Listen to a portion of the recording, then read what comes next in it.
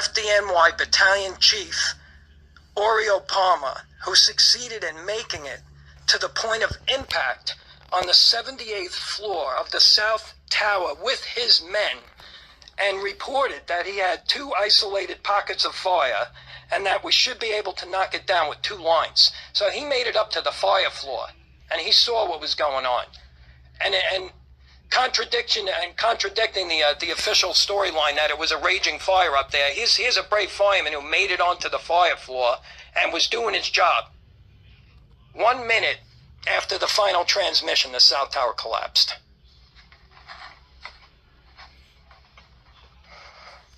Battalion 7 on floor 40 of Tower 2.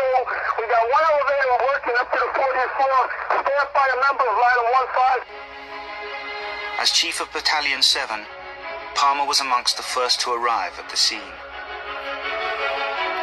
As he entered the South Tower, he single-handedly fixed an elevator and took it to the 40th floor, halfway to where almost 700 people and were then he had struggling to to walk stay the rest of the alive. way up the stairs. And then he started to climb on foot. And because he was a very, very fit man, he was able to make tremendous progress. He had run marathons, he ran half marathons. We're on the 43rd floor. We're stairway B. What floor is we trying to get up to, Oreo? I'm up to 5'5". He went 12 floors in 10 minutes, wearing all the bunker gear, which is 50 or 60 pounds. We're going to have to host it. I'm on 69 now, so we need to higher back, Ken. These stairway walls have been compromised on 73 and 74. The walls are breached, so be careful.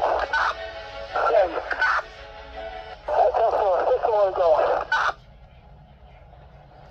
During his ascent, Palmer discovered that one stairwell, the south, was still intact all the way to the impact zone, and beyond. For the hundreds trapped there, this stairwell could have been an escape route. Think about that. What floor are you in, Oreo? That could have all been saved. South Tower. We got 2 isolated pockets of fire. We should be able to knock it down with 2 lines. Where you go that? 78th floor. Numerous 1045 call horns. 478. South Tower. Numerous civilians. We're going to get 2 engines up here. All right, 10-4, we're on our way.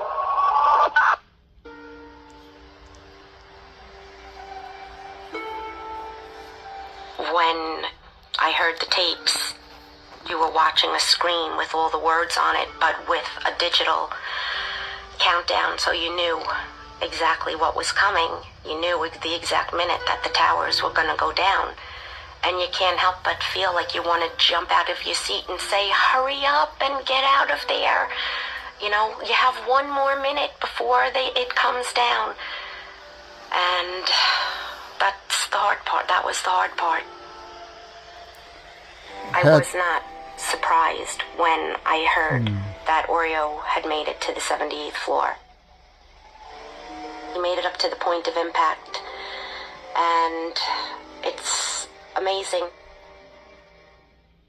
Why can't Americans hear about that it took a lawsuit under the Freedom of Information Act by the New York Times to get the fire department tapes released so that the public could hear exactly what the firefighters said? This occurring in August of 2005, almost exactly a year after 9/11 Commission had disbanded. So it would seem, until now, that we have left unmolested those who set fire to the house and prosecuted those who sounded the alarm. But that is changing.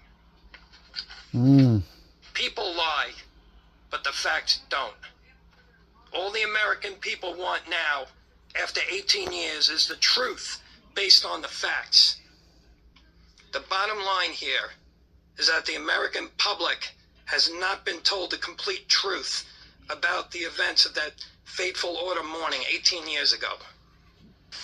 The way to get the message out, you need the fire department. The fire department is going to be important here because it's people can identify with first responders.